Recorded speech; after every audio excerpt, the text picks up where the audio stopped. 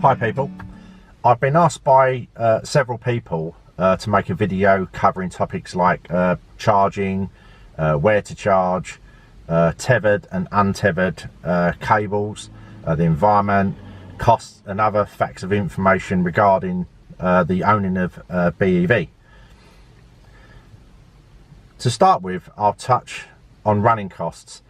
Now, I'm going to base these figures around the current cost of a gallon of diesel, which is around £5.50 give or take, which is about £1.21 a litre, and for that gallon of fuel, which costs £5.50, you roughly get around 40 miles a gallon. Some cars will be lower, some cars will be higher, but we're going to just go on an average of 40 miles a gallon, combined figures around town. So with that in mind, we can now move on to the kilowatt hour charge on the domestic supply, which is around 14 pence per kilowatt hour. You can get it lower, some are slightly higher. That's why I've gone down to the average for the purposes of this comparison. It'll be 14 pence per kilowatt hour. So with the figure per kilowatt, which is 14 pence, and the new 2018 Nissan Leaf has a 40 kilowatt hour battery pack, from flat to fully charged would cost about £5.10 on those figures. Now, some of you that are very good at maths have probably heard them figures and went, that doesn't add up. And the reason it doesn't add up, which I'll go into detail now about, is that most BEVs never run totally flat.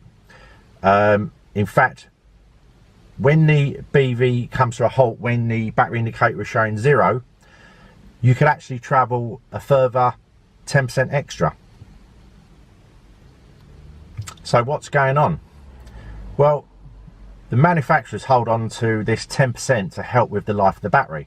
In fact, this pretty much applies to most lithium-ion batteries with other vehicles, and it's one of the reasons why if you have a mobile or a laptop which uses the same kind of technology, you should never let it drop below 10%.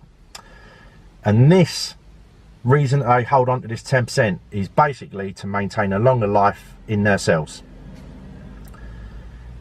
So when we go back to the figures, how the £5.10 is worked out is that we've now got 36.4, which is roughly 36.4, 10% off the 40 gives you that figure, times the 14 pence per kilowatt hour, and that gives you the figure of £5.10.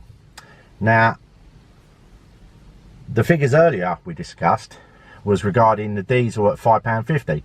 So if you work the math of the extra 40 pence, which is about, let's say for argument's sake, 2.5 kilowatts of charge for the 40p,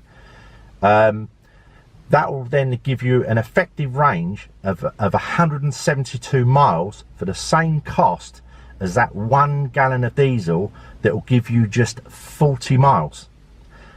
And that can't be sniffed at. Now, most of us that have diesel vehicles that have been built anything up to the last 10 years, even beyond, would have had fitted a DPF filter. Now, those wonderful experts many years ago who pushed us into diesels, further down the line in the years, have basically backtracked on the emissions that the vehicles were said to alleviate over petrol. And one of the ways of them getting around the heavy pollution factors that come out of a diesel was to fit a DPF filter. And the symptoms of a DPF filter, if you haven't got a relatively high mileage vehicle, because it tends to affect vehicles that have done either a lot of town work for many years, or you don't do a lot of long distance runs where it would give a chance for the element to heat up enough to burn off the carbon within the DPF filter.